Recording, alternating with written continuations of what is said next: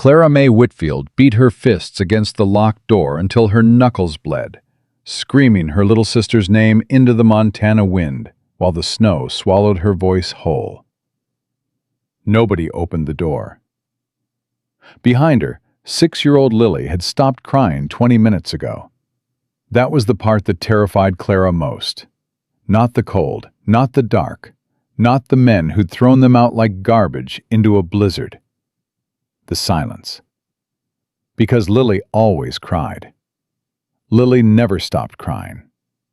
Unless something was wrong. If this story moves you, please subscribe, hit the bell, and drop your city in the comments. I want to see how far this reaches. The door to the Whitfield ranch house had been locked from the inside for 3 hours, and Clara May had spent all 3 of them trying to get back in. She'd tried the window first, nailed shut. She'd tried the back door, bolted. She'd thrown a rock through the kitchen glass and cut her hand on the sill climbing through, only to find Dale Pruitt standing on the other side, waiting for her. Arms crossed, expression flat as a January sky. "Get out," he'd said. "This is our house," she'd said. He'd picked her up by the back of her coat and carried her to the front door and set her down in the snow like she was a piece of furniture being relocated. Then he'd gone back inside and turned the lock. That had been 3 hours ago. She'd tried everything she could think of. Everything. And now she stood in the dark, with the snow coming down hard, and Tommy beside her with a cut above his eye from where he'd thrown himself at Pruitt, and Pruitt had shoved him into the doorframe. And Lily was on the ground 10 feet away, wrapped in the single blanket they'd managed to grab on the way out. And Lily had stopped crying. "Lily," Clara knelt beside her sister, pulled her close, pressed her palm to Lily's cheek. Cold. Too cold. "Lily, look at me." Lily's eyes opened, blue and slow. "I'm sleepy." "I know you are. You can't sleep. Do you hear me? You cannot sleep right now." "Why not?" Clara had read enough of her father's medical almanac to know why not. She wasn't going to say it out loud. "Because I need you awake. I need you to help me think." Lily blinked. "Okay," she said, with the absolute trust of someone who had never once had a reason to doubt her sister. Clara stood up and looked at Tommy. He was 9 years old, and he was standing straight with his arms at his sides and his jaw set, and she could tell by the way he was breathing through his nose that he was working very hard not to cry, because their father had told him once that a Whitfield man didn't run, and Tommy had decided that crying was a form of running. Clara didn't have time to dismantle that logic right now. "We have to move," she said. "Where?" "Northridge, Mrs. McAllister." Tommy's jaw worked. "That's 4 miles. I know how far it is. In this snow with Lily, I know what it is, Tommy." Her voice came out sharper than she intended. She softened it because she couldn't afford for him to shut down right now. "It's the only place we can go. Hargrove owns everything else in this valley. You know that." Tommy was quiet for a second. Then he bent down and picked Lily up without being asked, hoisting her onto his back, her small arms going around his neck automatically. "Then we go," he said. They went. Clara gave Lily her coat somewhere around the 2nd mile. She didn't announce it. She just stopped walking, stripped it off, tucked it around Lily's legs where the blanket had shifted, and kept moving. The cold hit her like a fist. She breathed through it, kept moving. Tommy saw. He didn't say anything. He just shifted Lily higher on his back and set his jaw harder, and didn't look at his sister because he knew that if he looked at her, he would lose the thread of composure he was holding, and he couldn't afford that either. They were halfway up the North Ridge when Lily went completely still and stopped responding to her name. "Clara," Tommy's voice cracked. Just that. Just her name. Clara turned, saw Lily's head lolling against Tommy's shoulder, and for one terrible second, 1 second she would not speak of to anyone, not ever. She felt something inside her give way. Not break, just bend badly, in a direction it wasn't supposed to go. Then she pulled it back. Put her down, on her back. She was already moving. Keep her face out of the snow. Talk to her. Don't stop talking to her. What are you going to do? Clara opened her mouth, closed it. The North Ridge was still 1.5 miles away in a blizzard, and she had no coat, and Lily was unconscious.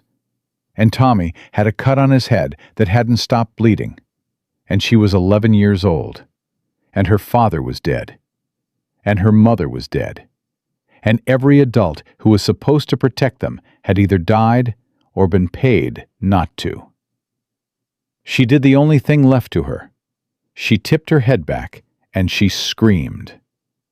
Not words, not a name, just sound, raw and desperate and furious, hurled straight up into the dark and the snow and the indifferent Montana sky.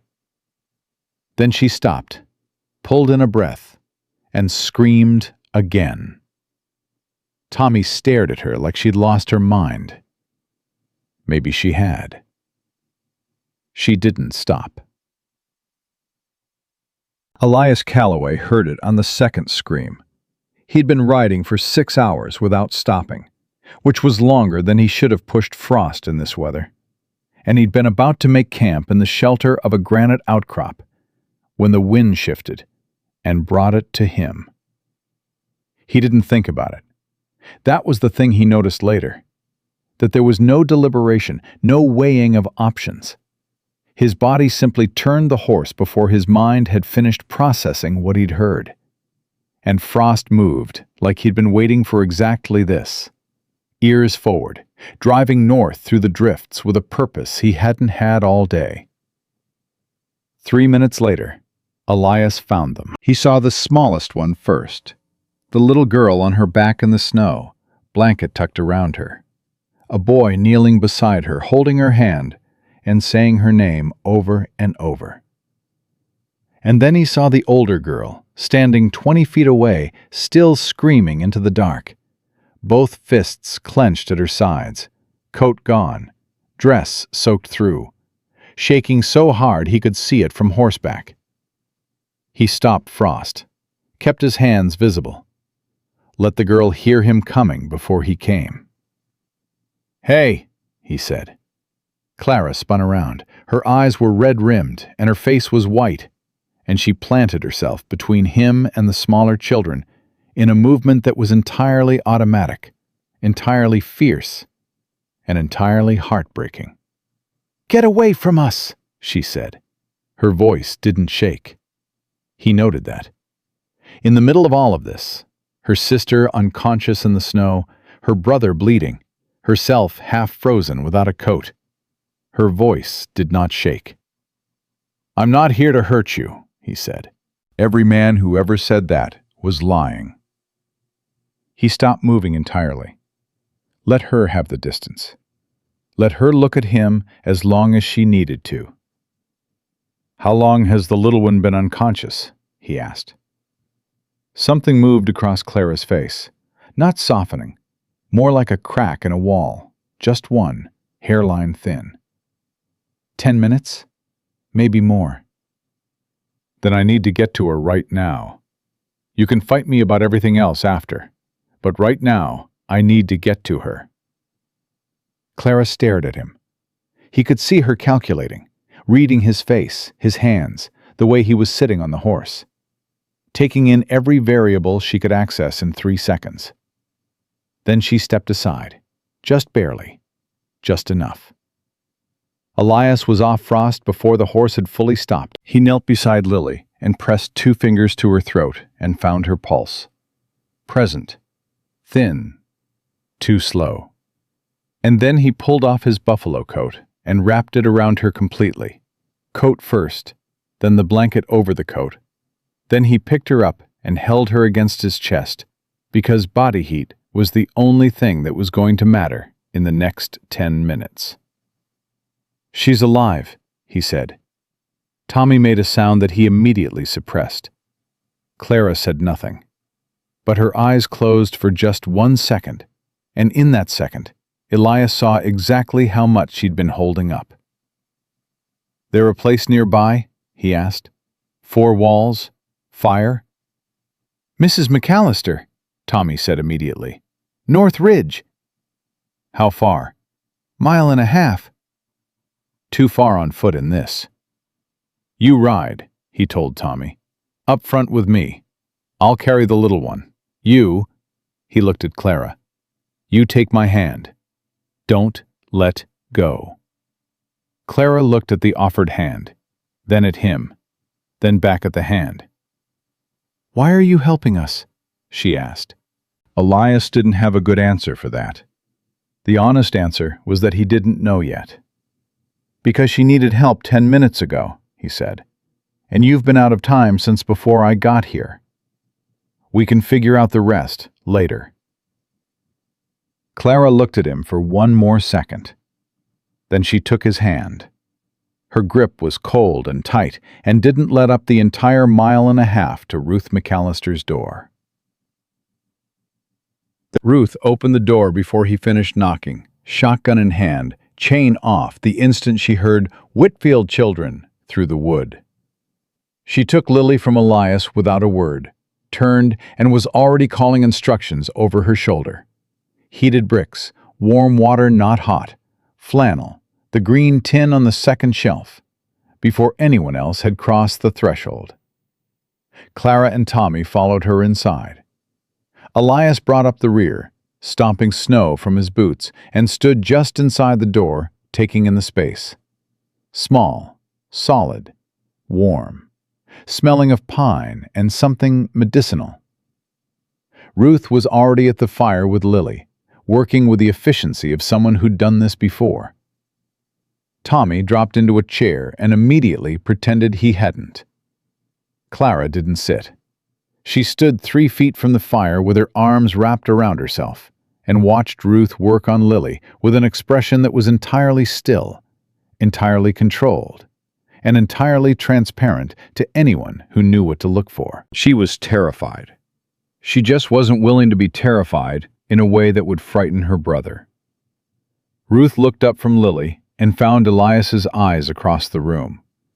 Something passed between them, a kind of immediate, wordless assessment. She was deciding whether to trust him. He understood that. He waited. "Whitfield children don't have anyone," she said carefully. It was both a statement and a question. "No, ma'am," Tommy said, before Elias could speak.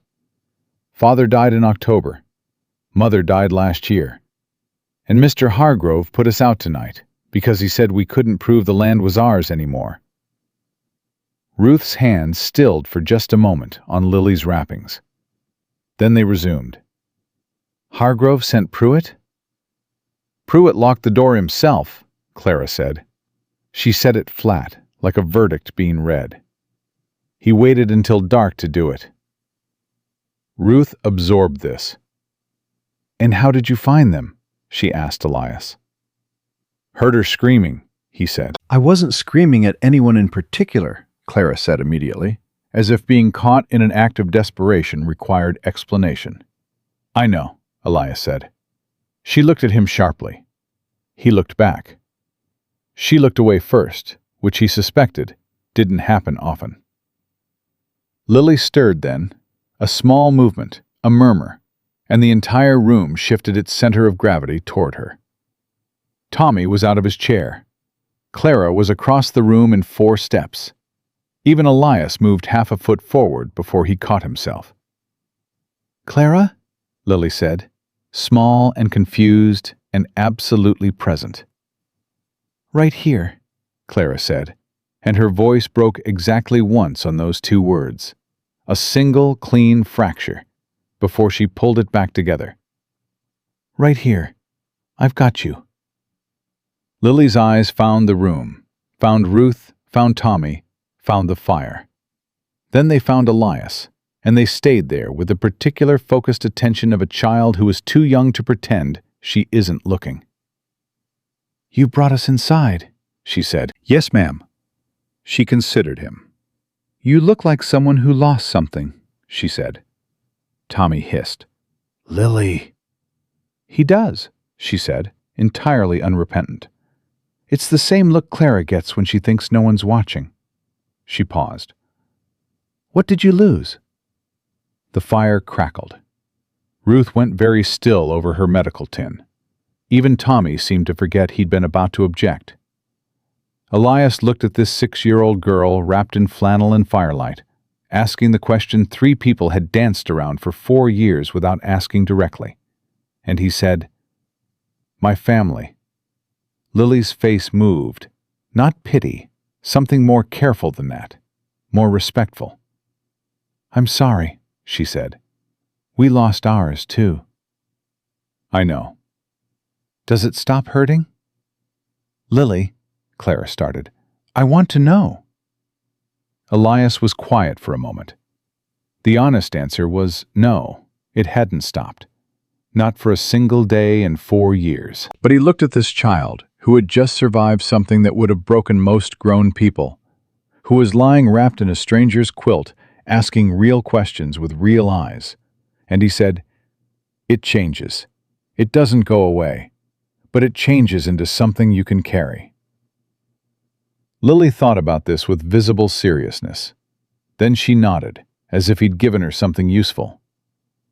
"Okay," she said.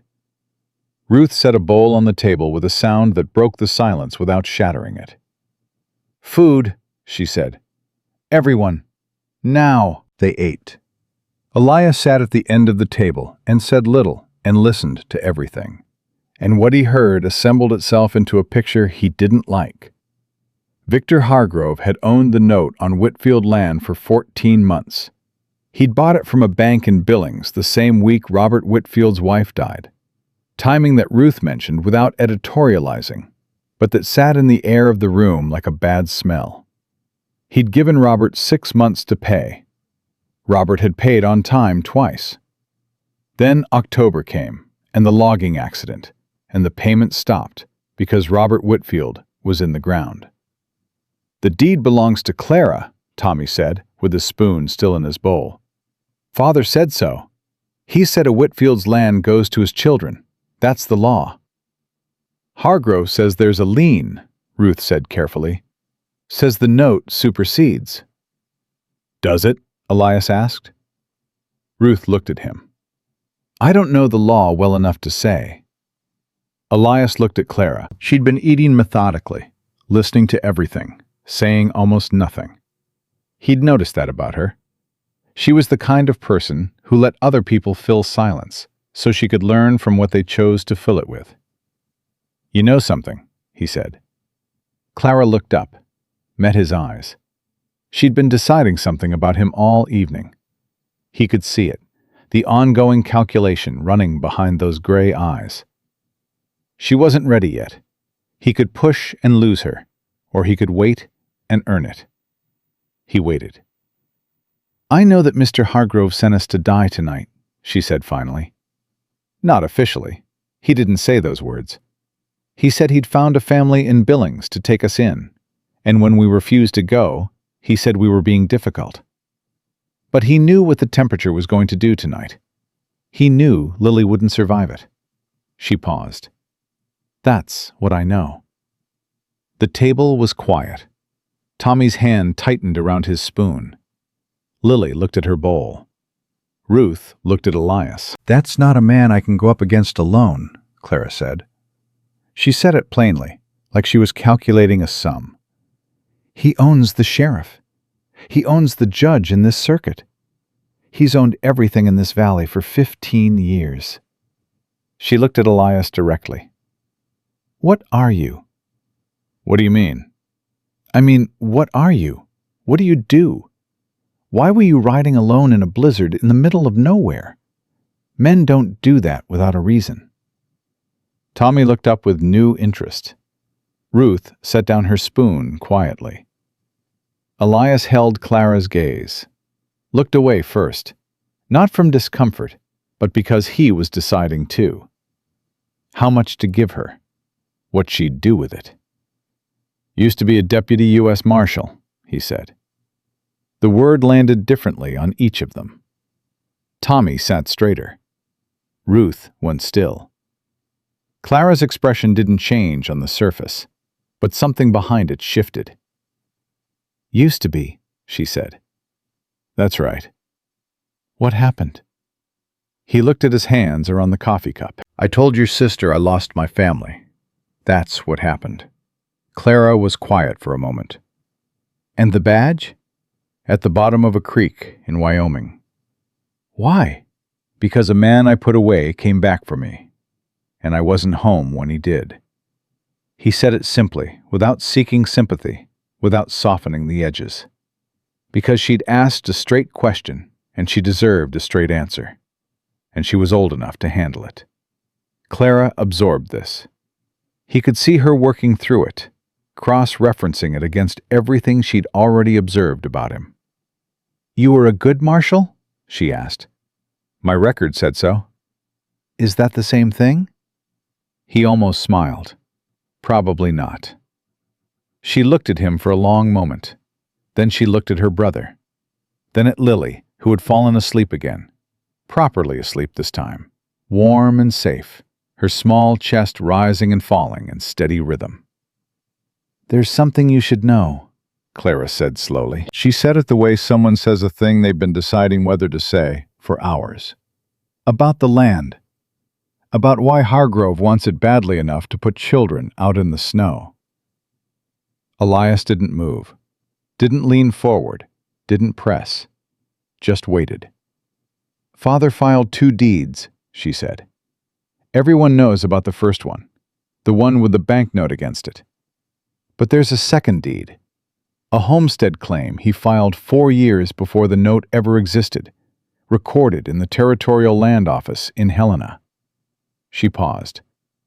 If that deed is valid, and Father believed it was, then Hargrove's note doesn't touch the land. The homestead claim predates it. Legally, it cancels the lien. The fire crackled.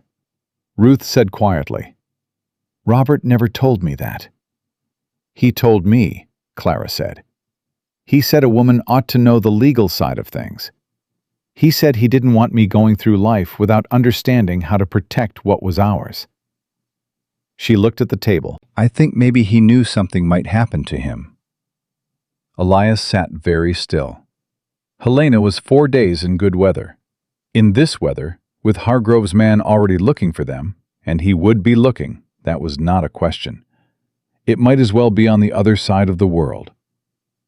Why are you telling me this? He asked. Clara looked up. Her gray eyes were steady and direct and ancient in a way that had nothing to do with age. Because you could have ridden past us tonight, she said. Plenty of people would have. Plenty of people did. Lily told me she saw 2 riders pass on the road before you came. She let that sit for a second. You didn't ride past. You got off your horse in a blizzard, and you gave us everything you had without asking for anything back. So I'm telling you, because you're the only one here who might know what to do with it. Outside, the snow drove hard against the shuttered windows. In the small, warm space of Ruth McAllister's kitchen, 4 people sat around a table with a problem that had no easy answer, and the 6-year-old girl sleeping safely by the fire for the first time in weeks. Helena, Tommy said quietly. We have to get to Helena. I know, Elias said. Hargrove will know by morning that we're gone, Clara said. Pruitt will start tracking us. If he finds us before we reach Helena... He won't, Elias said. Clara looked at him. You sound sure. I'm not. He was honest about that. But I know that man's type. And I know this territory. And I spent 11 years as a federal marshal tracking people who didn't want to be found, which means I know every trick they use. He met her eyes. I'll get you to Helena. All 3 of you. Tommy looked at him for the first time without wariness. Or, not without it, but with something alongside it. Something cautious and careful that was thinking about becoming something else. "You promise?" Lily said. She was awake. Of course she was awake. She was watching him from under her quilt with those blue eyes that saw everything. Clara made a sound. Tommy looked at the ceiling. Elias Calloway, former United States Deputy Marshal, man who hadn't made a promise in 4 years because making promises meant caring about the outcome, looked at a 6-year-old girl who'd asked the question with complete seriousness, and said, "Yeah, I promise." Lily nodded once, satisfied, and closed her eyes. Ruth reached across the table and picked up the coffee pot without a word and refilled everyone's cup. And nobody spoke for a minute. And in that minute, something settled in the room. Not comfort exactly, not safety, but something like the first moment after a long fall when you realize you've landed and you're still here. 10 miles south, a lantern moved through the snow. Dale Pruitt had found the tracks at the north edge of the Whitfield property. 3 sets of small footprints, and 1 large one heading north. His mouth pressed into a thin line. He pulled his coat tighter and kept riding. Hargrove wanted this finished before morning. Elias was up before the fire had burned down to coals. He moved quiet through Ruth's kitchen, stepping around the sleeping forms of Tommy and Lily on the floor pallets Ruth had made up the night before. Clara was in the chair closest to the fire, upright, eyes closed but not fully sleeping. He could tell by the way she held herself. That particular tension of someone who'd learned that real sleep was a luxury. Her head was leaned against the chair back, and her hands were folded in her lap, and she looked, for just that one unguarded moment, like the 11-year-old child she actually was. He looked away, put the coffee on. Ruth appeared from the back room, already dressed, hair pinned, boots on, moving the way people moved when they'd been waking before dawn their whole lives, and saw no reason to change now. She took in the scene, took in Elias at the stove, and said nothing, just came and stood beside him, and waited for the coffee. "Pruitt will have the tracks by now," Elias said quietly. "I know. Does he know about this place?" Ruth was quiet for a moment. "My husband and Robert Whitfield were friends. Hargrove knows that. So yes, he knows about this place." Elias looked at her. "How long before Pruitt comes here directly?" "He'll check the obvious places in town first. The church, the general store. He won't come north until he's ruled those out." She met his eyes. "You have maybe 3 hours." 3 hours to cover ground in weather that had dropped another 6 degrees overnight. He turned to the window. The snow had stopped falling sometime before dawn, which was both good and bad. Good because visibility was better. Bad because their tracks would be clear and easy to follow. "I need to know the fastest route to Helena that avoids the main road," he said. Ruth crossed to the shelf above the fireplace and brought down a folded piece of paper, hand-drawn, the kind of map someone made from memory and personal knowledge, rather than any official survey. She spread it on the table and smoothed it with both hands. "My husband used this route when he hauled timber. It adds half a day, but it keeps you off Hargrove's roads and out of his sightlines." Elias studied it. The route cut northeast through the timber ridge, dropped into a river valley, then climbed again through a mountain pass that would be brutal in this weather, but navigable if the storm held off. On the far side of the pass, the road to Helena was federal territory, out of Hargrove's jurisdiction and out of Sheriff Borden's reach. "The pass," he said. "How bad is it right now?" "Bad," Ruth said, "but passable for a day or 2 more, before the next front comes in." She paused. "After that, you're looking at a week's wait, or a different route that adds 3 days." "Then we move today." "I figured you'd say that." Ruth folded the map and held it out. He took it. Their eyes met briefly over it, that same wordless assessment from the night before, but settled now, something decided. "You're not coming," he said. It wasn't a question. "Someone needs to be here when Pruitt arrives," she said simply. "Someone who can look him in the eye and say she hasn't seen those children. Someone he believes, or at least, someone he can't prove is lying." She said it without drama, the way she did everything. "I've been looking Pruitt in the eye for 3 years. I know how." Elias wanted to say something about the risk she was taking. He could see she didn't want him to. So instead he said, "Thank you." Ruth picked up 2 coffee cups and handed him one. "Don't thank me. Get those children to Helena." Clara's voice came from the chair. "I've been awake for the last 10 minutes. Neither of them were surprised.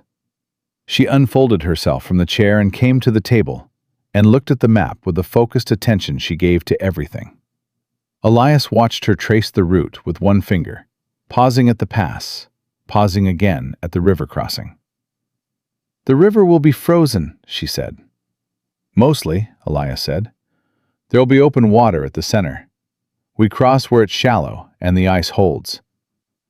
"How do you know where that is?" "I know rivers." She looked up at him.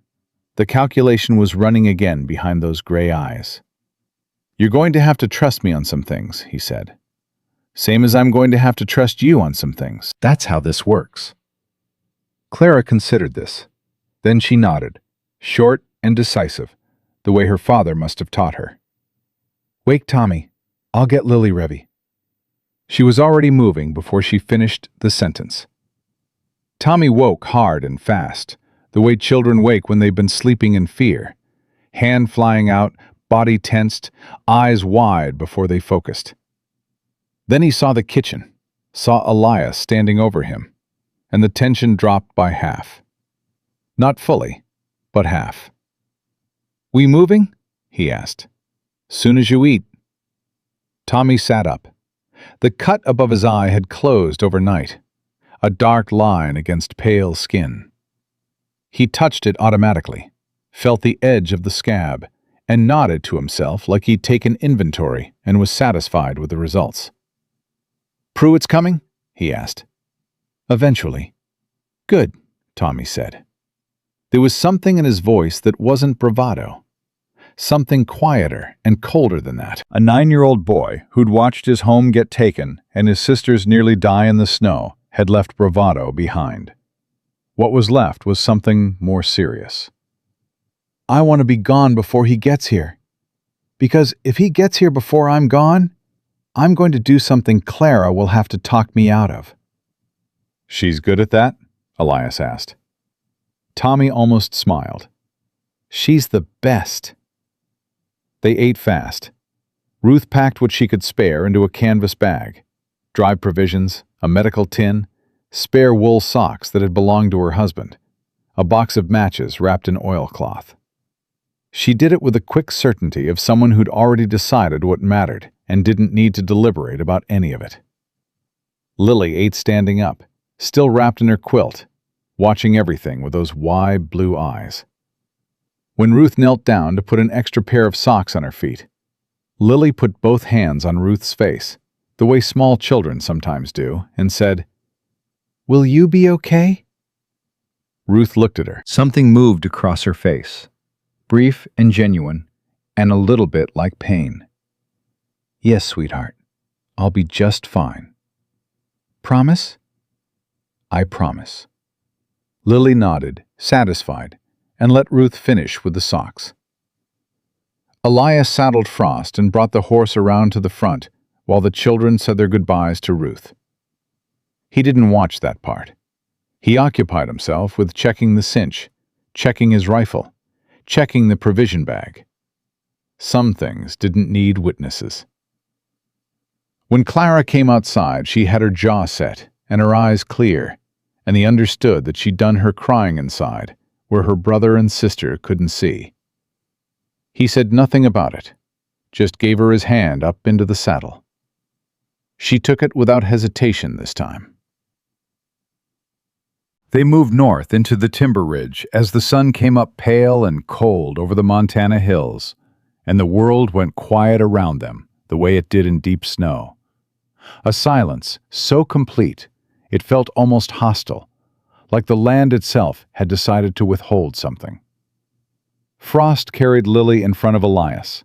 The child leaned back against his chest, wrapped in every layer they could pile on her. Clara rode behind him, one hand on the back of the saddle, posture straight and steady despite the cold. Tommy walked alongside for the first hour, refusing the offer to ride up, and Elias didn't push it. He understood that the boy needed to be on his feet, needed to feel like he was moving under his own power toward something. They were an hour into the timber when Tommy said, "How long were you a marshal?" 11 years, Elias said. "Were you good at it?" "Yes." "What does a marshal do, exactly?" Elias was quiet for a moment, watching the tree line. "Hunts men who run," he said. "Men who've done harm and think putting miles between themselves and what they've done is the same as escaping it." "Is it? The same?" He felt Lily's weight settle more firmly against him. She was listening too, he realized. They were both always listening. "No," he said. "It never is." Tommy walked 3 more paces in silence. Then, "Is that why you were riding alone? Because you were running?" Clara said, "Tommy!" "It's a fair question," Tommy said, and his voice had the exact same inflection Lily used when she said those words. And something about that symmetry, those 2 children with the same phrase, the same manner, made Elias's chest do something complicated. "Yeah," Elias said. "That's why." "Did it work?" He thought about that honestly. He thought about 4 years of empty roads and nobody waiting, and the particular silence of waking up every morning with nothing to protect. "No," he said. "It didn't." Tommy nodded slowly, like this confirmed something he'd already suspected. "Father used to say, you can't outrun your own shadow, because it moves with you." He paused.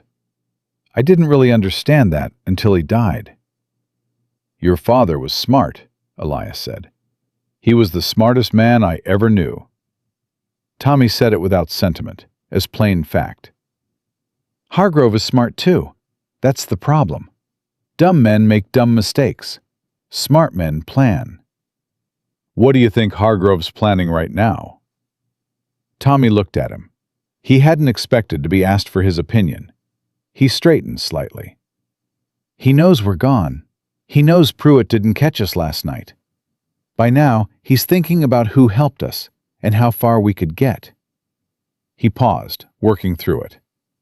"He'll send Pruitt north because that's the only direction with people we trust.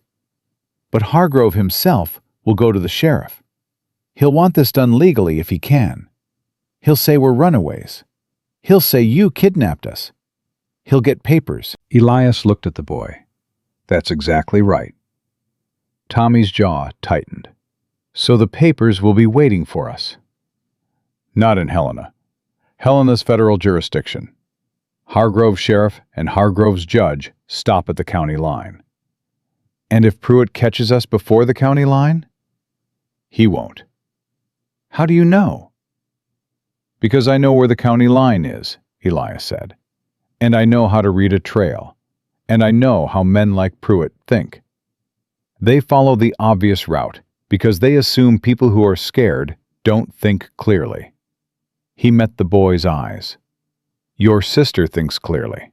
So do you. So we're not taking the obvious route." Tommy held his gaze for a moment. Then he said, "Okay." And it was the same word Lily used when she decided to trust something. Simple and complete, and entirely committed. They stopped at midday in the shelter of a granite overhang to let Frost rest and eat the provisions Ruth had packed. Lily had graduated from silent to communicative, which Elias was learning was her natural state when she felt safe. She had observations about everything, delivered without preamble and without apology. The trees here are different from home, she said, eating a piece of dried bread. Higher elevation, Elias said. Different trees grow up high. Do the same people live up high? No, not many people up here at all. Lily considered this. Then who does it belong to? Used to be Crow territory, Elias said, before the government decided otherwise. That doesn't seem right, Lily said. It wasn't. She nodded seriously and ate more bread. Elias glanced at Clara, who was watching her sister with an expression that was equal parts exhaustion and fierce love. When she caught him looking, she turned away, pretending to examine the map. At this pace, we reach the river crossing by nightfall, she said. That's what I figure. And the pass tomorrow morning. If the weather holds. Clara folded the map with precise movements. What happens if it doesn't hold? We find shelter and we wait. And if Pruitt catches up while we're waiting, we deal with that if it comes. She looked at him. That's not an answer. That's the only honest answer, he said. I'm not going to promise you things I can't guarantee. What I can tell you is that I won't let him take you without a fight. Clara looked at him for a long beat. Then she said something he wasn't expecting. My father talked about a man once, a marshal who came through our valley when I was maybe 7. He helped a family get back land that had been taken from them illegally. Father said the man had a way of standing between people and trouble that made the trouble rethink. She paused. Was that you? Elias thought back 7 years. There had been a case in the Gallatin Valley, a deed dispute, a family named Aldrich. He'd spent 3 weeks sorting it out. Might have been. Father said the man's name was Calloway. The silence that followed sat differently from all the silences before it. Clara kept her eyes on the middle distance. Elias kept his on the tree line. He talked about you sometimes, she said. Not often, but when things got hard with Hargrove, he'd say there were still honest men in the territory who knew the difference between law and justice. She paused. I thought about that last night when you told me you used to be a marshal. He didn't know what to do with that. With the idea that Robert Whitfield had carried him around as some kind of example for years without knowing, without having any idea what had happened after. Without knowing that the man he'd held up had spent 4 years trying to disappear. Your father gave me more credit than I deserve, he said. Maybe, Clara said. Or maybe you gave yourself less. She finally looked at him directly. Either way, you're here now, and we need you to be who my father thought you were, not who you've been telling yourself you are. Tommy looked at his boots. Lily looked at Elias with those clear, untroubled eyes. The wind moved through the high trees with a low sound that was almost a voice. Elias Calloway, who had thrown his badge in a creek and ridden away from everything he'd been, who had spent 4 years building a version of himself that didn't care about outcomes, sat on a granite ledge in the Montana high country with 3 orphaned children, and felt the walls of that version of himself develop fractures from the inside. He didn't answer Clara. He didn't need to. He stood up, checked the sky, and said, We need to move. 3 hours of good light left. Tommy was on his feet instantly. Clara tucked the map away. Lily raised her arms to be lifted, which Elias did without thinking, settling her against his side where she promptly put her head on his shoulder, as if this were something they'd done 100 times. They moved back into the trees. Below them, somewhere on the main road, a lantern was moving. Elias caught the glint of it through a gap in the pines, distant, methodical, coming north. Pruitt had ruled out the town. He was heading for Ruth's place now. Elias moved Frost into the deeper timber without changing pace, without alerting the children, and kept his eyes forward and his breathing steady. There were things Clara didn't need to know right now. and things she'd figure out on her own. And the distance between those two categories was where his job lived. Lily turned her head against his shoulder and said, very quietly, so only he could hear, "You saw the light, didn't you?" He looked down at her. "It's okay," she said. "I won't tell Tommy. He'll want to go back and fight." Elias looked at her, at this 6-year-old girl who had read him in half a second and made a tactical decision about information management before he'd had time to form a thought. "Yeah," he said quietly. "I saw it." Lily nodded and put her head back on his shoulder. "Then ride faster," she said.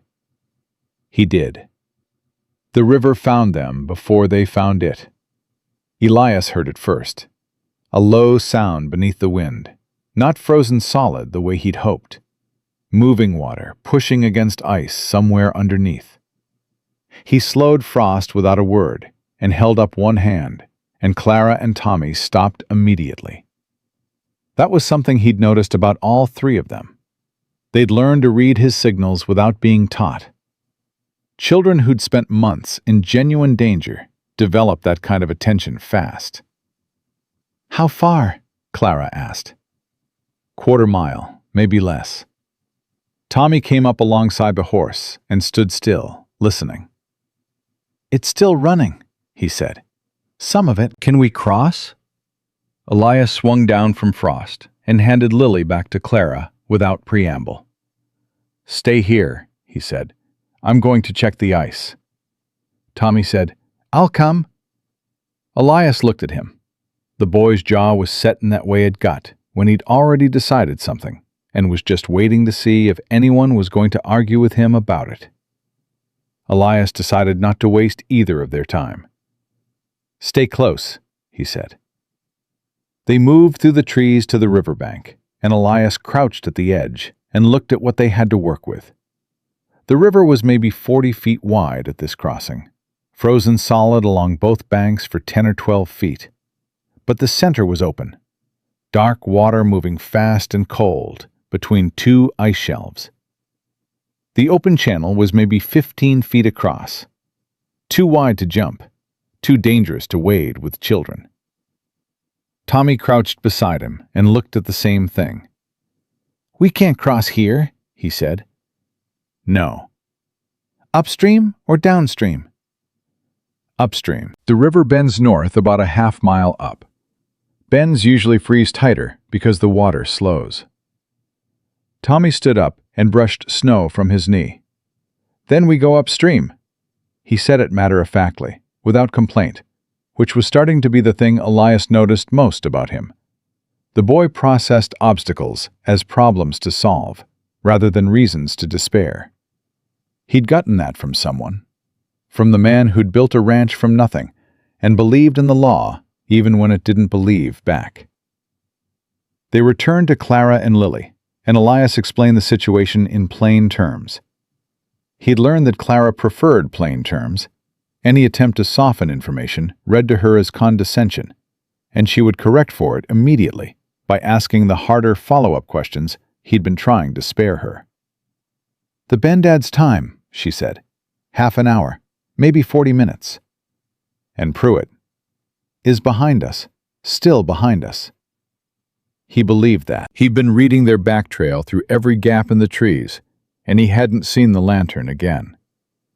But the daylight was thinner now, the sun already sliding toward the ridgeline, and the half hour was a half hour. Clara looked at Lily, who was riding calmly with both hands around the saddle horn, watching the river through the trees with interest rather than fear. Then she looked at Tommy. Something passed between the two older children, the wordless communication of siblings who'd been each other's primary company for months, who'd developed a language below language. Tommy nodded.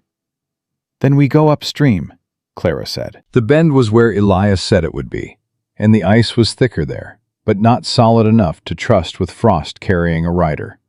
He tested it himself first, walking out 10 feet, then 15, then crossing fully on foot while the children watched from the bank. The ice groaned twice, but held. He came back and looked at the horse. "He goes across alone," Elias said. "Unloaded. I lead him." He looked at Tommy. "You think you can get your sisters across on foot if I go ahead with Frost and come back for you?" Tommy looked at the ice, at the 15 feet of crossing, at Lily. "She can't walk that fast," he said. "Not without help." "Then you carry her, same as last night."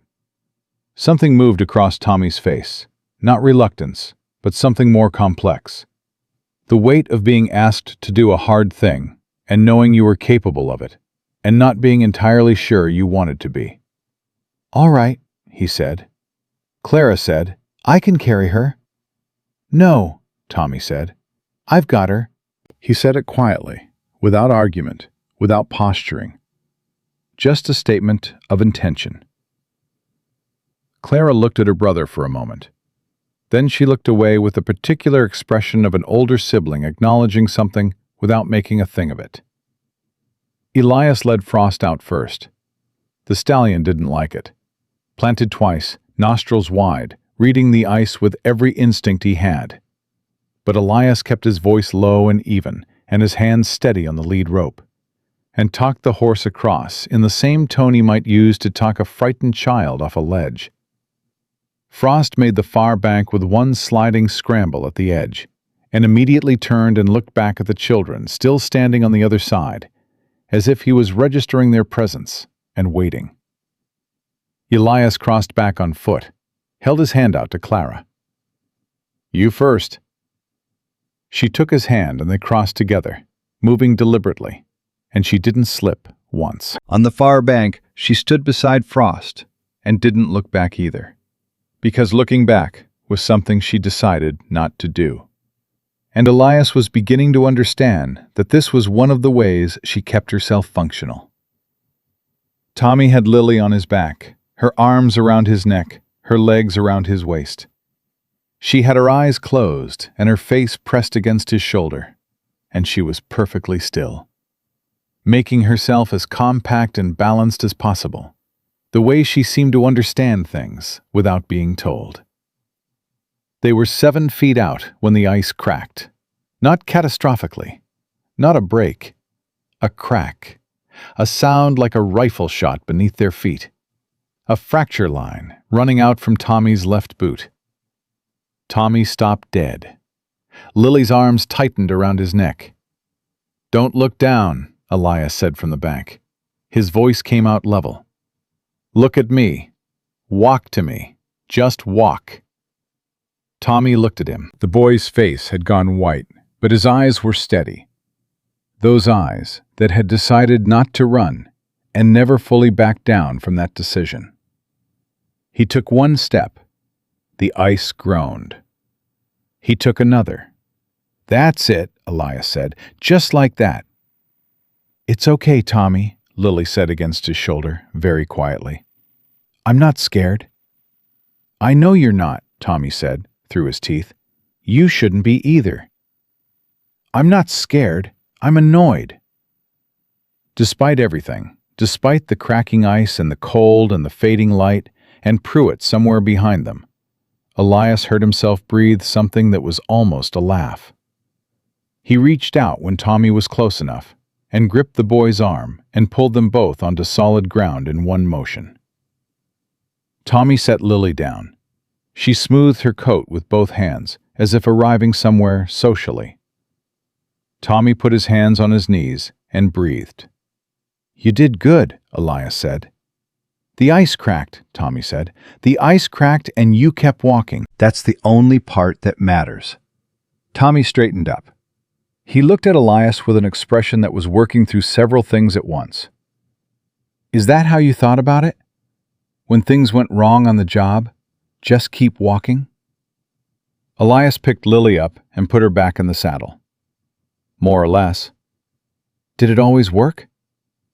He thought about the night he'd gotten back to an empty lot with a chimney still standing, about the smell, about the neighbor woman who'd come out and told him, and he'd had to ask her to say it again because the first time hadn't gone in right. "No," he said, "not always. Tommy absorbed this. Then he nodded and turned north and started walking again. They made camp an hour before dark in the shelter of a rock face that cut the wind to almost nothing. Elias built a fire small enough to be invisible from any distance and big enough to matter, and they ate the last of Ruth's provisions in the near dark, with the sound of the wind moving over the rocks above them, and nothing else. Clara was quieter than usual. She'd been tallying something in her head all afternoon. Elias could see it, the way her eyes moved when she wasn't focused on anything specific. The way she came back to herself, slightly delayed when someone spoke to her. She was doing math he couldn't see. Lily fell asleep against Tommy's shoulder 20 minutes after eating, which was becoming her pattern. She went full out until she simply stopped, like a lamp someone turned down. Tommy sat with his sister against him and looked at the fire and didn't speak. Elias poured the last of the coffee and held a cup out to Clara. She took it with both hands and stared into it for a moment.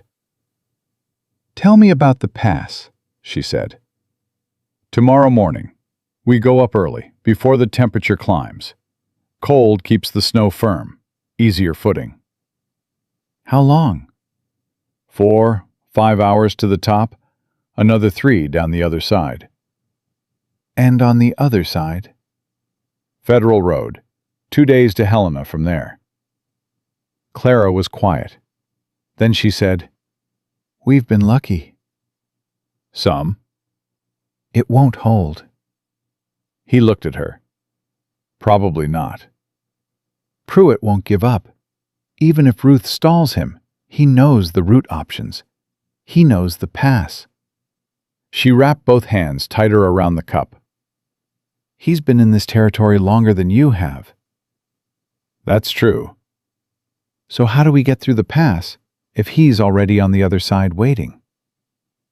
It was the right question. He'd been working on it all afternoon, and she'd arrived at it by a different road, but arrived at the same place.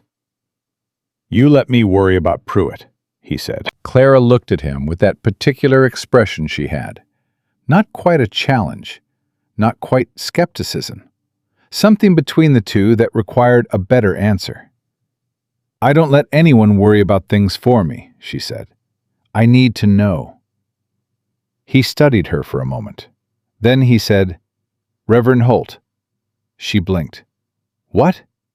"There's a settlement on the east side of the pass. Church community. Been there 20 years. Reverend Samuel Holt runs it. I stopped there twice, passing through years ago." He paused. "He's a good man. The kind who doesn't ask whether a cause is convenient before deciding whether it's right. If we reach Holt's settlement, we have shelter, witnesses, and a man with standing in the territory who can speak on our behalf before we even reach Helena." Clara was very still. "You know him personally?" "Enough that he'd open the door." She looked at the fire. He could see her revising plans she'd already made, incorporating new information. "Why didn't you tell me this earlier?" "Because earlier we hadn't crossed the river yet, and there was no point giving you Helena to think about while the ice was still ahead of us." She was quiet for a moment. Then she said, "That's very calculated. That's how I used to think on the job. One piece at a time. You give people everything at once, they get ahead of themselves." "I'm not people." "No," he said. "You're not." Something shifted in her face. Not a smile. Clara didn't deploy smiles casually, he'd noticed. More like an acknowledgement. A small lowering of something she'd been holding up. She drank her coffee and looked at the fire and said, "My father would have liked you." "You said that before." "I mean it differently now." She glanced at him sideways. "Before, I meant the version of you he talked about, the marshal." She paused. "Now I mean you." Elias didn't answer that. He looked at the fire too, and let the silence sit. And this time, it was a different kind of silence from all the ones before. Not the silence of two people being careful around each other, but the silence of two people who didn't need to fill the space. Tommy said, without looking up from the fire, "I want to testify." Both Elias and Clara looked at him. "At whatever hearing they do in Helena," Tommy said. "About what Pruitt did. About what Hargrove said. I want to stand up and say it in front of people." He finally looked up. "Father said a Whitfield's word is his deed. I want to say my piece." "You will," Elias said. "You sure they'll let a 9-year-old testify?" "Courts have heard younger when the circumstances warranted. And you'll have an adult corroborating everything you say." He paused. "2 adults. Reverend Holt will stand with you." Tommy looked at him steadily. "Will you?" The question landed with full weight. Elias held the boy's gaze and understood what was actually being asked. Not just, "Will you be in the room?" but "Are you in this with us? Are you committed? Are you the man my father described, or just someone who's been useful so far? Are you staying?" "Yes," Elias said. Tommy nodded once. He didn't say anything else. He didn't need to. He adjusted Lily's position against his shoulder, pulled his coat tighter around both of them, and went back to looking at the fire. But something in the set of his shoulders had changed. Something that had been braced against something else had eased, just slightly, just enough. They slept in shifts. Clara insisted on taking the middle watch, and Elias didn't argue. He was learning when arguing with her was useful, and when it cost more than it gained. She sat up for 2 hours in the firelight, with her knees pulled to her chest and her eyes on the dark beyond the camp. And when she woke him for his turn, their hands brushed in the handoff, and she said, very quietly, so as not to wake the others, "There was a sound about an hour ago. East. Might have been an animal." "Might have," he agreed. "Or not," she said. "Or not," he agreed. She lay down in the space he'd vacated and pulled her blanket over herself and was asleep in under a minute, which told him everything about how exhausted she truly was beneath the composure. He sat with his rifle across his knees and his back to the rock face and listened to the dark for 2 hours. And somewhere in the second hour, he heard it. Not close, not immediate, but there. Hooves on frozen ground. One horse. Moving slow and deliberate, the way a man moved when he was tracking rather than traveling. Pruitt had found the river crossing. He was on their side of it. Elias sat very still and did the math. Pruitt was at least an hour behind them in the dark, maybe more. In the morning, Pruitt would find their camp and find it cold, and know they'd gone up the pass. He'd know the route. He'd push his horse hard, and he'd arrive at the top somewhere close to when they did. Which meant the pass was not going to be clean. He looked at the 3 sleeping children. At Clara, with her face finally relaxed in sleep, finally young. At Tommy, with his arms still around Lily, even while unconscious, even in sleep, not letting go of his responsibility. At Lily, whose small chest rose and fell in perfect rhythm, who had said, "Ride faster," and been right. He thought about what Clara had said. "I mean you. Now I mean you." He thought about Robert Whitfield, a man he barely remembered from a case that was 7 years old, carrying him around as an example of something worth believing in, carrying a version of Elias Calloway that Elias himself had thrown in a creek in Wyoming and ridden away from. He picked up his rifle and checked the load and set it across his knees again. He was not going to let a dead man's faith in him be wrong. He sat with that through the rest of the dark, and when the sky began to go gray in the east, he stood up and rebuilt the fire and put the water on and said, calmly and without alarm, "Time to move." Clara was sitting up before he finished the sentence. Tommy woke the same way he always did, hard and fast and ready. Lily opened her eyes, and looked at the gray sky through the gap in the rocks above them and said, "Is it morning?" "Yes, ma'am." "Did you sleep?" "Some." She looked at him with those clear eyes that read everything. "You heard something," she said. He handed her a cup of warm water. "Drink this." She drank it, watching him over the rim. "It's okay to tell us," she said. "We don't break." He looked at her, at all three of them, assembled and ready in the gray pre-dawn light, waiting for what came next with the quiet competence of people who'd had everything taken from them and gotten up anyway. "Pruitt crossed the river last night," he said. "He's about an hour behind us." Tommy's jaw set. Clara was already looking at the pass above them. Lily handed back the empty cup and held up her arms to be lifted. "Then we go, now," Clara said. They went. The pass wanted to kill them. Elias had been through mountain crossings in winter before, and he knew the particular indifference of high elevation, the way the cold stopped being weather and became something more fundamental, something that didn't hate you because it didn't think about you at all. The past didn't care about 3 orphaned children, or a broken marshal, or justice, or land deeds, or any of the things that had brought them here. It just was what it was, and you either got through it or you didn't. They went up hard from the first step. The trail was steep, and the snow was deep enough in places that Frost was lunging through it rather than walking. And Elias kept Lily in the saddle and put his shoulder to the horse's flank on the worst stretches to help him through. Clara and Tommy climbed on foot without complaint, though he could hear how hard they were breathing, could see the effort in the set of their backs. An hour up, Tommy slipped on a section of ice beneath a thin skim of snow and went down hard on one knee. He was up before Elias could move toward him, one hand pressed to the knee, face tight, already walking again. "Let me look at that," Elias said.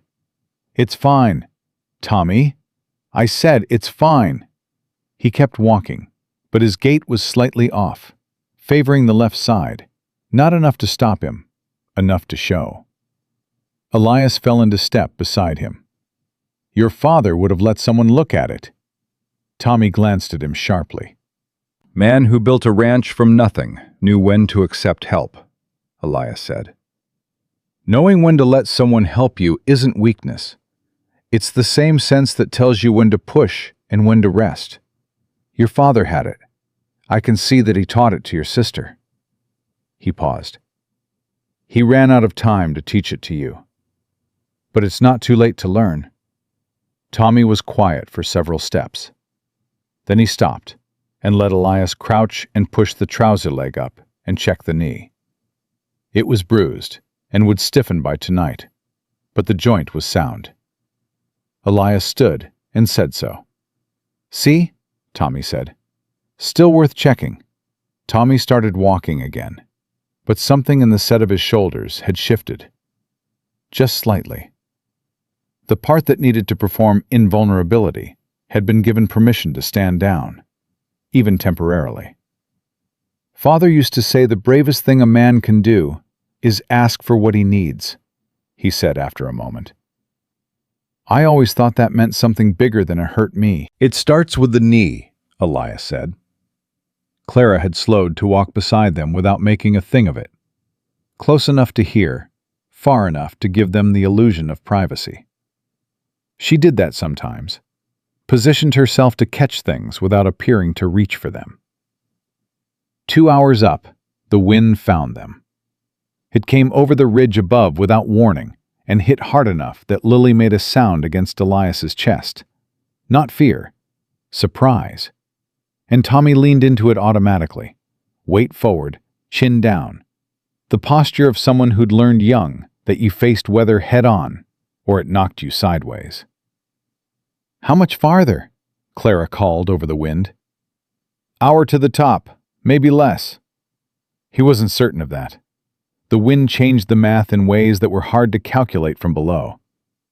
But an uncertain hour was better than an uncertain longer.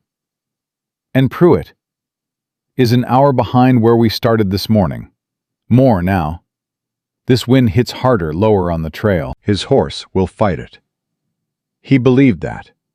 He let himself believe it, because the alternative was a calculation that had no good answer.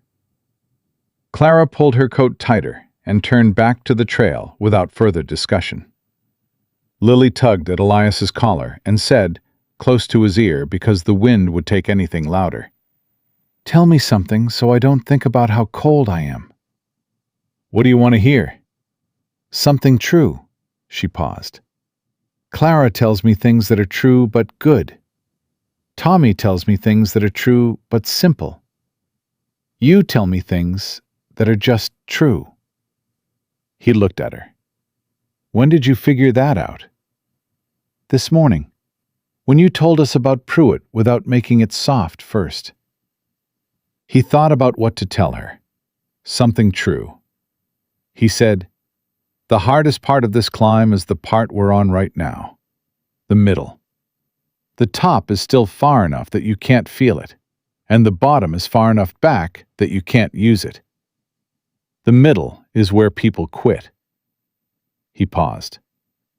"We're not going to quit." Lily considered this with her characteristic seriousness. "Is that true? Or is that something true that's also good?" "Both," he said. "Sometimes they're the same thing." She settled against his chest again.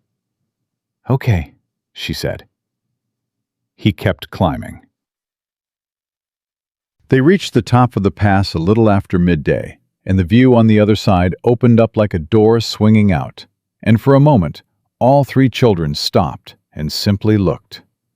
Elias had looked at it before. The eastern slope falling away into a valley that was white and clean and enormous. The timber dark against the snow. The sky the particular shade of blue that only existed at elevation. He watched them look at it and didn't say anything. Tommy said, "There it is," very quietly, as if something he'd been told about had just become real. Clara said nothing. She stood and looked at it with her coat whipping in the wind and her hair pulling loose from its braid. And something in her face that had been compressed for days moved, shifted, reorganized itself into something that was not quite relief, but was adjacent to it. Lily pointed. "Is that smoke?" Elias looked. A thread of smoke, barely visible, rising from the timber 2 miles down the eastern slope. "That's Reverend Holt's settlement," he said. Lily looked at him. "You knew it would be there." "I hoped." "There's a difference?" "Always." She thought about this. Then she said, "I'm glad it was there." "So am I," Elias said. Then he turned and looked back the way they'd come, at the western slope falling away below the pass, and he stood very still for a moment. Clara came and stood beside him, following his line of sight. "You see him," she said. It wasn't a question. "A figure, bottom third of the slope." He kept his voice even. "Moving fast." Clara was quiet for 3 seconds. "Faster than we expected." "His horse is better in this terrain than I counted on." He said it plainly, the same way she'd want him to say it. "He'll reach the top in 40 minutes, maybe 35. "And the settlement is 2 miles down." "At pace, that's 30 to 40 minutes. She did the math without needing him to finish it. "So it's going to be close." "Yes." She turned away from the western view and faced the eastern slope. "Then we go fast." She said it without drama, without asking whether fast was possible or what fast would cost. She just said it and started down the other side, and Elias thought again of her father, who he'd barely known, who had somehow raised this. Going down was faster but harder in different ways. Frost had to be steadied constantly on the steep sections, and twice Elias had to dismount and guide the horse down on foot, rather than risk a fall on an icy stretch. Tommy and Clara took those sections at a near run, controlled and focused, and Tommy only grabbed Elias's arm once, briefly, on a patch of sheer ice where his bad knee tried to buckle. He let go immediately after, but he grabbed it. Elias pretended not to notice, which was the only appropriate response. Lily rode the whole descent with her eyes forward, watching the settlement grow larger through the trees, and as they got close enough to see the buildings properly, she said, "It looks warm." "It is," Elias said. "How do you know?" "Because Reverend Holt has never let his fires go out. In 20 years, not once." He'd heard the man say that himself, years ago, and it had stuck the way certain things did. He says a cold church is a failing church. What about a cold house? Same principle. "I like him already," Lily said. The settlement was larger than Elias remembered. 8 or 9 buildings now where there had been 5. The church still at the center, but with additions built on both sides, smoke coming from 3 chimneys. A man was splitting wood in the yard, and he stopped when he heard Frost coming through the trees and looked up, axe in hand, watching without alarm. Baron Samuel Holt was 60 years old and looked like he'd been built for exactly the climate he'd chosen to live in.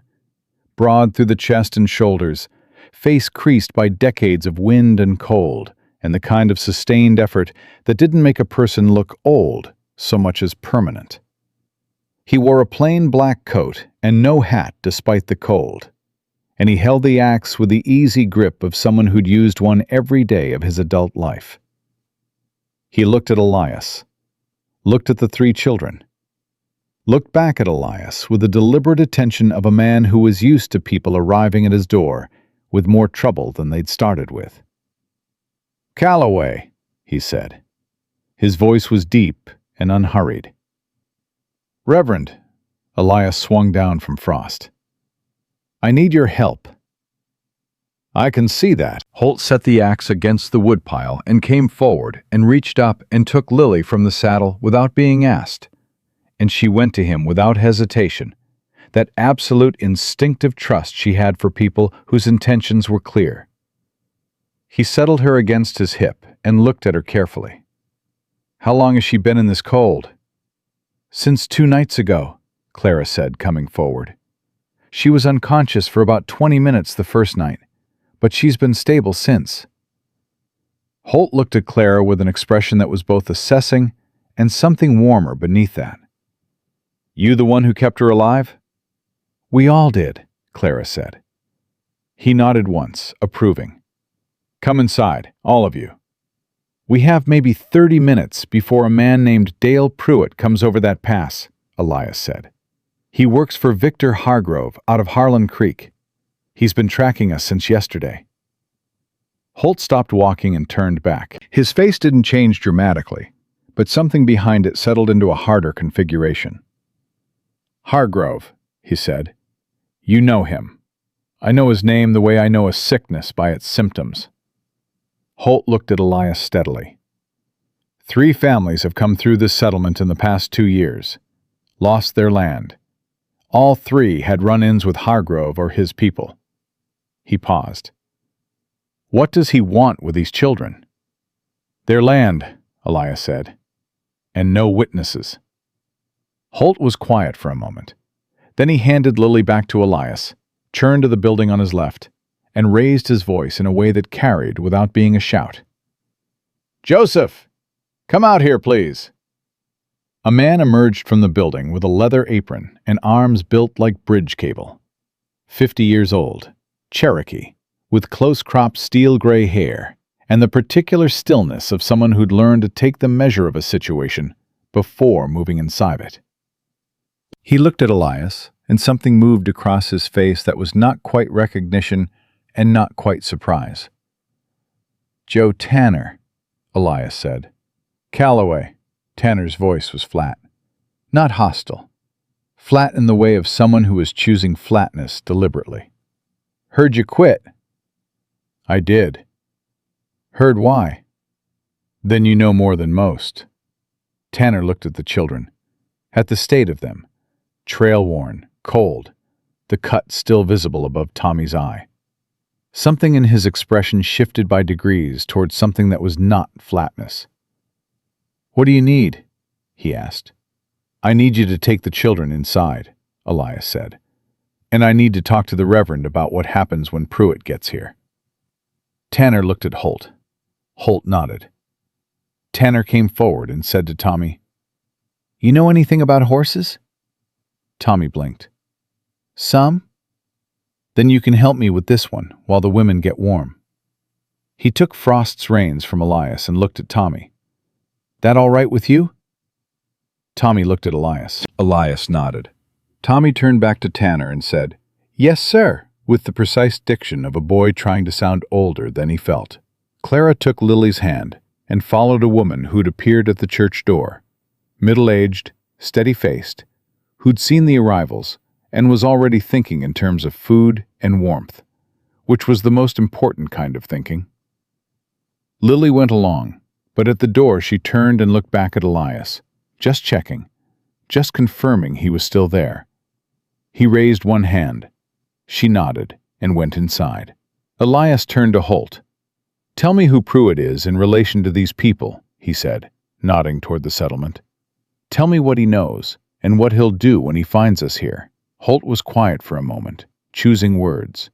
"Pruitt won't move against this settlement openly," he said. "He's done enough in this territory to know that what happens here gets witnessed and recorded and sent to the federal office in Helena." He paused. "But he doesn't need to move against us openly. He just needs to take the children. He has papers. Hargrove will have sent papers. Custody order. More likely a warrant, claiming the children were taken unlawfully. Claiming you're a criminal." Holt met his eyes. "You have no badge, Calloway.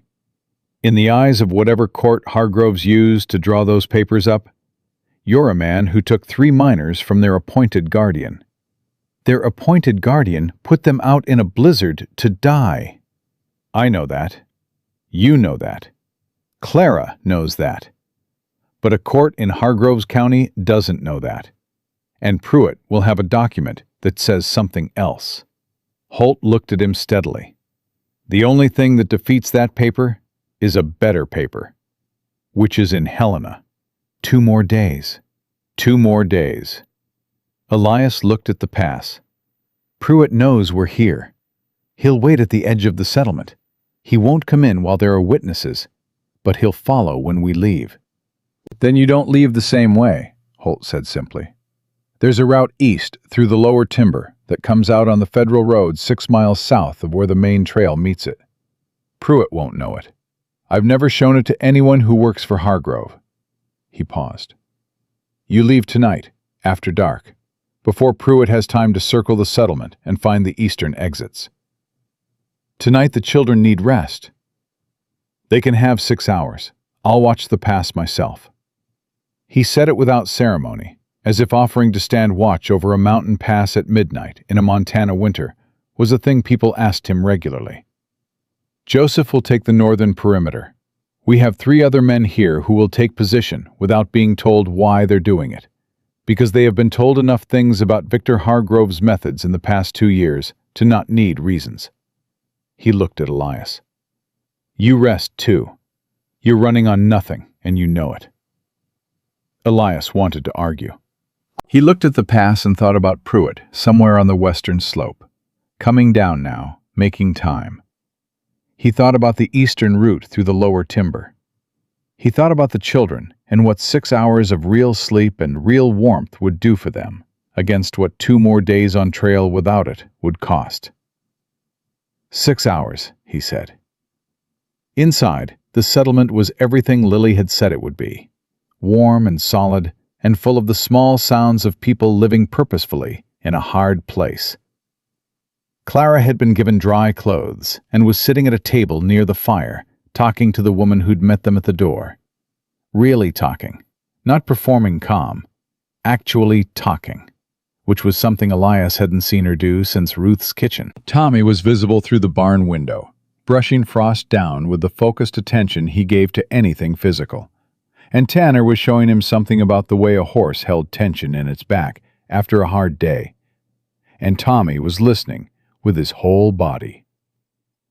Lily was asleep on a cot in the corner with a quilt pulled up to her chin, her face as peaceful as a child's face was supposed to be. Elias stood at the window for a moment and looked at the three of them and did something he hadn't done in 4 years. He let himself want this to work out. Not just calculated the odds, not just assessed the variables, but genuinely wanted it. Wanted Clara to get her land back. Wanted Tommy to stand up in a courthouse and say his piece. Wanted Lily to grow up in a house with her name on the deed and all the years ahead of her unobstructed. He wanted it the way you wanted things when you still had things to want. He turned away from the window and found Holt standing behind him, watching him with those steady eyes. "You look like a man who just remembered something," Holt said. Elias didn't answer directly. He said, "Their father apparently talked about me. Told his daughter there were still honest men in the territory." Holt nodded slowly. Robert Whitfield was that kind of man. The kind who believed in things in spite of evidence. He paused. The best kind. "He was wrong about me. I haven't been that man in 4 years. "Maybe," Holt said. "Or maybe that man was in there waiting, and all he needed was something worth being him for." He gestured toward the window, toward the children on the other side of it. "Seems like he found it." Elias was quiet. "Go sleep," Holt said. "I'll wake you at midnight." Elias went. He lay down on the cot they'd made up for him in the back room and closed his eyes. And for the first time since Wyoming, sleep came without the weight of everything he'd failed pressing him under. He thought, in the last conscious moment before it took him, that this was what it felt like to be moving toward something instead of away from it. It felt like being a person again. Outside, Reverend Samuel Holt put on his heaviest coat, picked up his rifle, and walked out into the dark to stand between 3 children and the man who was coming for them. He stood there without complaint. He'd been standing between people and trouble for 30 years. Tonight was no different. Holt woke him at midnight exactly. Elias was on his feet before the man's hand left his shoulder, rifle already in his grip, the sleep falling off him the way it always had when something mattered. Clean and fast. No fog. Holt looked at him with something that might have been approval and said quietly, "Pruitt circled the settlement twice in the last 3 hours. He's camped on the eastern edge of the tree line, watching the main road. Not the timber route. Not the timber route. The children. Awake, fed, ready." Holt paused. "Clara has been ready since 11. I had to tell her twice to sit down." Elias pulled on his coat. "That sounds right." They moved through the settlement in the dark, Holt leading, Elias behind, the only sound the soft compression of boots on packed snow. The church was dark, except for one lamp burning low near the altar, the way Holt kept it every night. And the sight of that single light through the window as they passed did something quiet and persistent to Elias's chest. The children were in the barn with Tanner and Frost. Tommy had Frost's bridle in his hands and was checking the buckles with the systematic attention he gave to everything physical. And he looked up when Elias came through the door with the expression of someone who'd been waiting without complaint but was glad the waiting was done. Clara stood beside him, fully dressed, pack on her back. Lily was on a hay bale, with her quilt around her shoulders, eating a piece of bread that one of Holt's women had pressed on her, watching the door. When she saw Elias, she stopped chewing and said, "Pruitt's in the trees." "I know." "Reverend Holt told me. He said you had a plan." "I do." She finished her bread. "Is it a good plan?" "Good enough." Lily looked at him with those eyes that read the space between what people said and what they meant. "That means yes," she told Tommy, who hadn't asked. Tommy handed the bridle to Tanner without being told it was time. Tanner checked the cinch and said to Elias, "Eastern Trail for 2 miles, then you'll hit a fork. Right fork takes you down to the Federal Road. Don't take the left fork." "What's the left fork?" "Old mining road. Goes nowhere useful and has 2 bad crossings." He tightened the cinch 1 more notch. "Right fork. 2 miles from the Federal Road junction, you'll see a way station. Abandoned building, red door. You can rest the horse there if you need to." "Thank you," Elias said. Tanner looked at him with that flat gaze that wasn't flatness anymore. Hadn't been since the afternoon. 20 years ago, you put away a man named Cord Devereaux, he said. He'd been running a racket on reservation land through a series of fraudulent federal contracts. Took 3 years to build the case. You built it. Elias remembered. I remember Devereaux. He had a partner, a man who was in those contracts but whose name never came up in your investigation. Tanner's jaw shifted slightly. That man moved on to other business, has been moving on to other business ever since, in different territories. He paused. His name is Victor Hargrove. The barn was very quiet. Elias looked at Tanner steadily.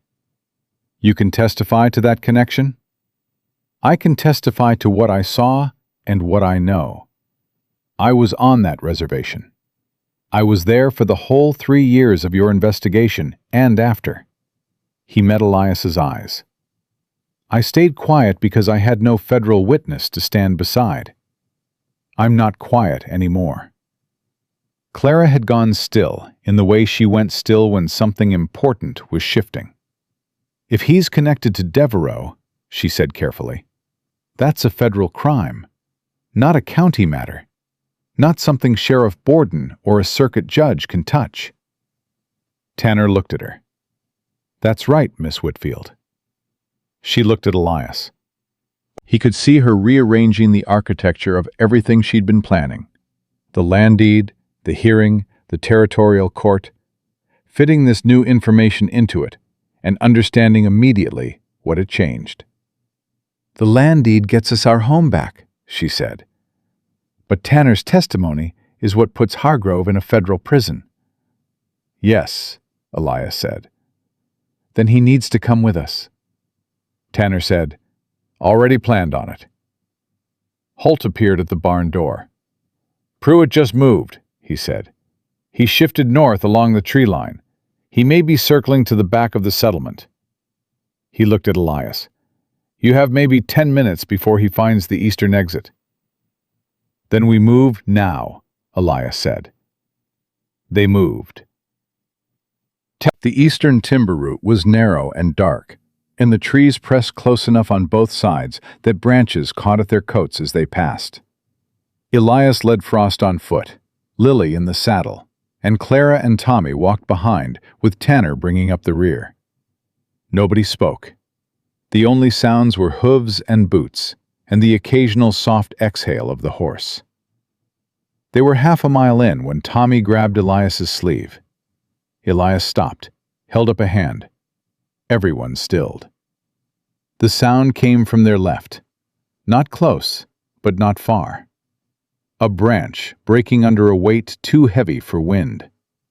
Then silence. Then the soft, rhythmic compression of a horse moving through snow, parallel to their route, maybe 60 yards into the trees. Pruitt had found the eastern exit anyway. Elias turned and looked at Tanner. Tanner's expression was perfectly calm, in the way of a man who'd been in danger enough times that his body had stopped treating it as exceptional. He held up 2 fingers, pointed left, then pointed at himself, and nodded once. Elias shook his head. He held up 1 finger, pointed at himself. Tanner looked at him for a moment. Then he stepped back and gestured forward with 1 hand, after you, and positioned himself to keep the children back. Elias handed Frost's reins to Clara without a word. She took them. Her hand was steady. He moved off the trail to the left, into the trees. and the snow was deep enough here that he could move almost silently by placing each foot deliberately and transferring his weight slowly. He'd done this more times than he could count in 11 years. Moved through dark country toward a person who didn't want to be found. And the old competence came back the way real skills do, not gradually, but all at once, like a language you'd stopped speaking that returned the moment you needed it. He heard Pruitt's horse before he saw them, then a gap in the trees and the shape of a man on horseback, moving slow, head turning side to side, reading the timber for movement. Pruitt was good, experienced, patient, not rushing.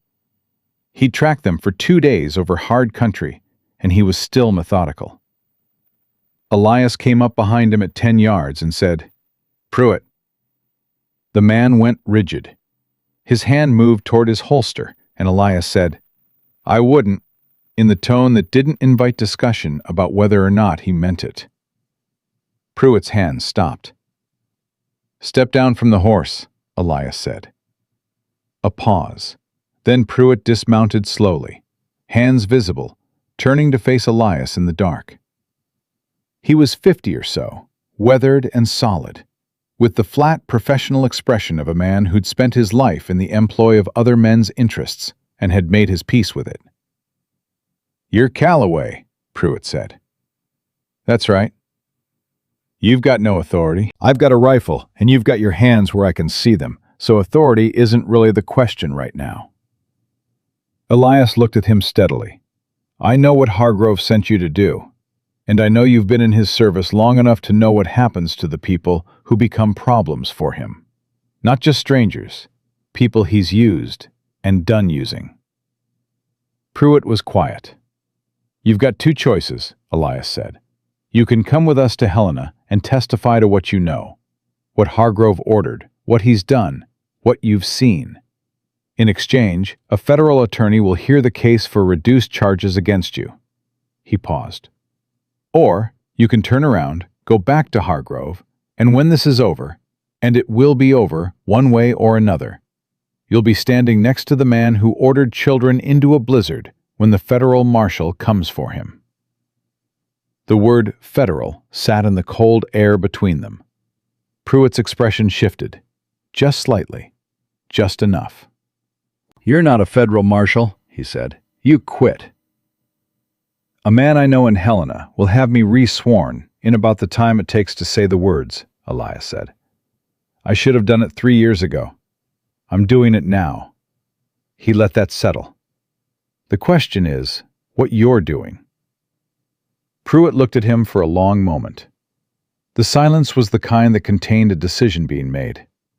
Elias had heard that silence dozens of times in his career, knew its weight, knew not to fill it. "I want the reduced charges in writing," Pruitt said finally, "before I say a word in any court." "That's a reasonable request."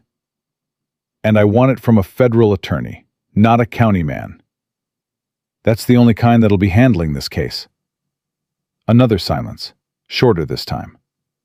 Then Pruitt said, "I'll come." Elias lowered the rifle. "Tie your horse to that tree. You ride with us."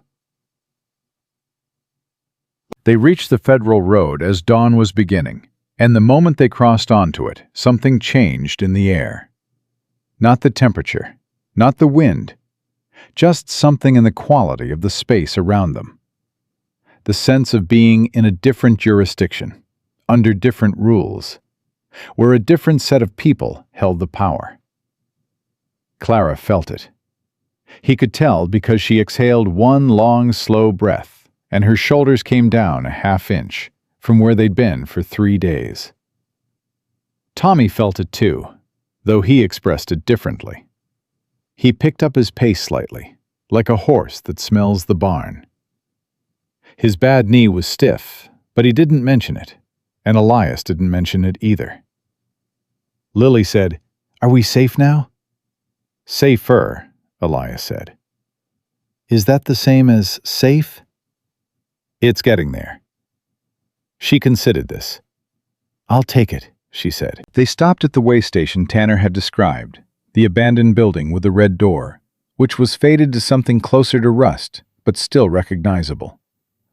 Inside, out of the wind, they built a small fire and ate the last of the provisions Holt had packed them, and sat in the warmth that a fire creates, that is more than just physical.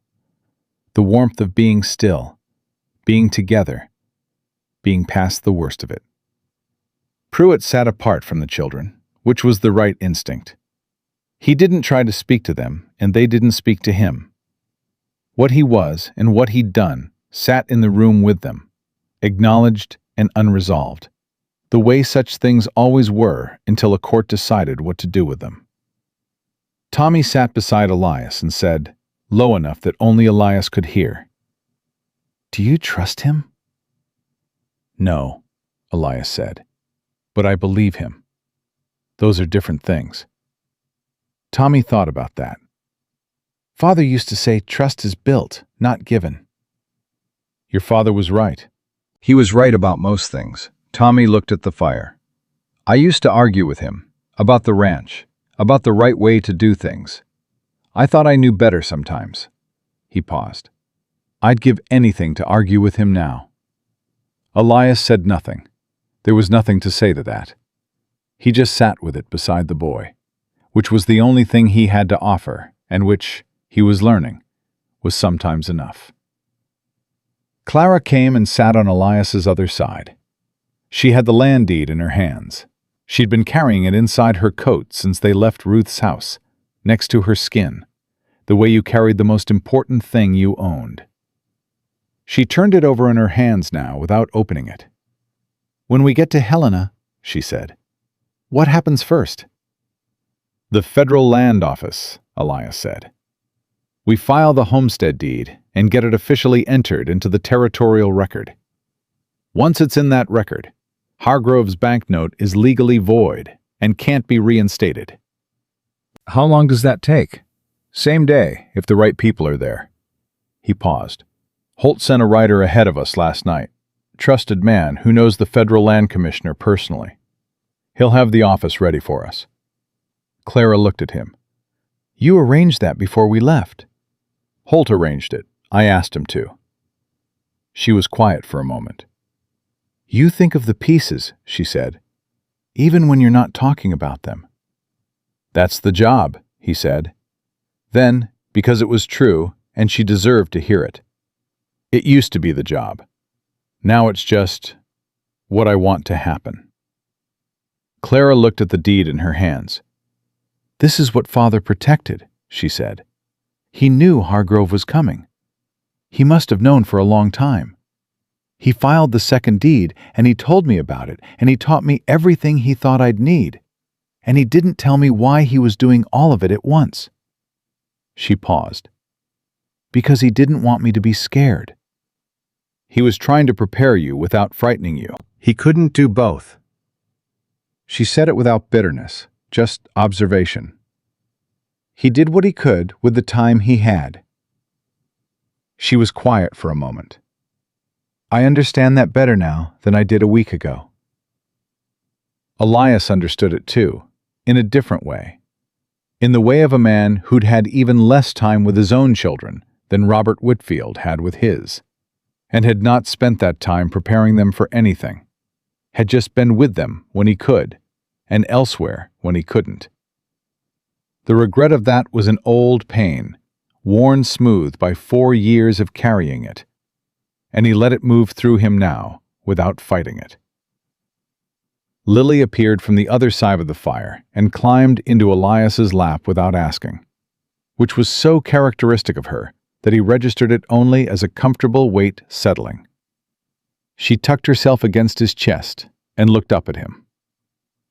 "After Helena," she said, "where do we go?" "Home," Clara said. Lily looked at her sister. "Our home." "Our home." Lily looked back at Elias. "And you?" He looked at her, at the question she asked with her whole, clear face. He thought about Frost, who'd carried double weight for 3 days without complaint. He thought about the route back west, the pass in reverse, the long trail back to the Whitfield Valley. He thought about a ranch that needed rebuilding, and 3 children who needed something he'd convinced himself for 4 years he wasn't capable of giving. He thought about Rebecca, who had been the best person he knew, who had loved him when he was worth loving, and been trying to love him back into being worth it again when the fire took her.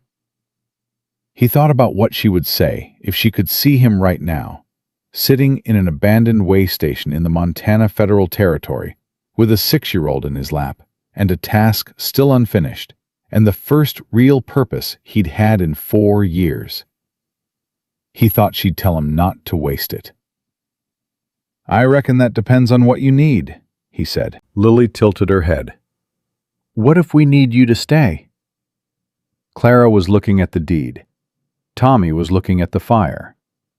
Neither of them said anything, but the quality of their not saying anything was its own kind of speech. "Then I stay," Elias said. Lily nodded, satisfied, and put her head against his chest and closed her eyes. "Good," she said. "We have a lot of work to do, and Tommy's knee is hurt, and Clara needs someone to help with the accounts, and I need someone to teach me to ride properly, because right now I'm mostly just holding on." Tommy said to the fire, "That's accurate." Clara said to the deed, "The accounts are fine." "They could be more organized," Lily said, eyes still closed. "They're perfectly organized. Father always said there was room for improvement in everything." "Father never saw your side of the bedroom." Tommy made a sound that was unmistakably a laugh, brief and startled. The first real laugh Elias had heard from him in 3 days. It lasted only a second before he reabsorbed it back into composure, but it had been there, genuine and young, and proof that underneath all that 9-year-old determination was still a boy who could be caught off guard by his sisters. Elias felt something in him that had been fractured for 4 years settle. Not into what it had been before, but into something new. A different configuration of the same person, reassembled around different things. Around 3 children who had looked at him when they had no reason to, and decided he was worth trusting. Around a dead man's faith that had been waiting for him to grow back into it. Around the simple fact that he was here, and they were here, and the next thing to do was get to Helena and do it right. They reached Helena 2 days later, on a morning when the sky was the hard, clean blue of deep winter, and the territorial capital was going about its business with the purposeful noise of a place that didn't slow down for weather or circumstance. The Federal Land Commissioner's office was a 2-story building on the main avenue, with an American flag snapping in the wind above the door. Holt's rider had done exactly what Holt had said he would. There were people waiting. The right people. A federal attorney named Graves, who had cold eyes and warm professional competence, and who looked at the documents Clara laid on his desk with the focused attention of a man who recognized what he was looking at. He looked at the homestead deed for a long time. Then he looked at Clara. "How old are you?" 11. "And you've been carrying this for how long?" "Since my father gave it to me." Graves looked at Elias. "And you are?" "Elias Calloway, former Deputy U.S. Marshal out of Wyoming." He paused. "I'd like to discuss being reinstated." Graves studied him. "That's a conversation we can have." He turned back to the desk and picked up the deed again. "This homestead claim is valid, filed and recorded 4 years before the banknote Hargrove acquired. Under territorial homestead law, it does supersede the lien." He set it down. "The Whitfield property belongs to these children." Clara's hand was on the desk beside the deed. Her fingers pressed flat against the wood. She didn't speak. Tommy made that sound again, the brief, startled, unguarded sound of someone receiving something they'd been fighting so hard to believe was possible, that hearing it confirmed was almost more than the composure could hold. He turned away for a moment, turned back. His eyes were dry. His jaw was set. But his voice, when he spoke, was not entirely steady. "My father built that ranch," he said. "He built it for us." "It's yours," Graves said. Simply. Legally. Completely. The trial of Victor Hargrove took 4 days. Not because the evidence was complicated, but because there was so much of it. Tanner testified about Devereaux.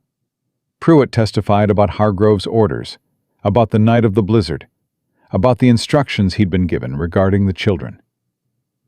Clara testified with a methodical precision of someone who had been preparing for this moment since the night her father sat her down and told her about the law and the deed and the importance of knowing how things worked. She was 11 years old, and she did not waver once. Tommy testified the way he did everything, straight on, without decoration, looking directly at the men he was talking to. He said what he'd seen and what he'd heard, and when the defense attorney tried to suggest that he was too young to be reliable, Tommy looked at the man with those old eyes and said, "I know what I saw, and I know what was done to my family, and I've asked you not to tell me that I don't." The courtroom was very quiet after that. Lily was not required to testify.